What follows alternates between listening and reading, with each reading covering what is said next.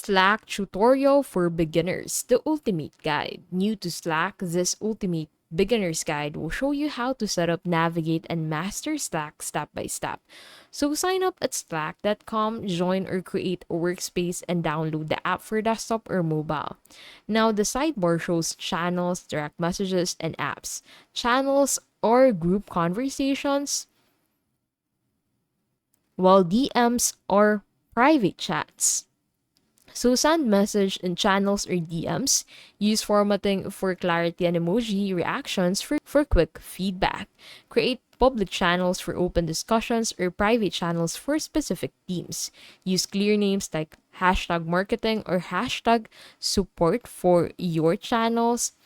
And then go ahead and customize notifications per channel. Use Slack bot reminders like slash remind me at 3 p.m. to send report, and then upload files directly or share from Google Drive and Dropbox. All files are searchable in Slack. Connect to apps like Trello, Zoom, or Google Calendar.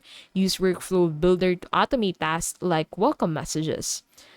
Pin important messages, reply in threads to stay organized, and use shortcuts like Control K to jump between conversations.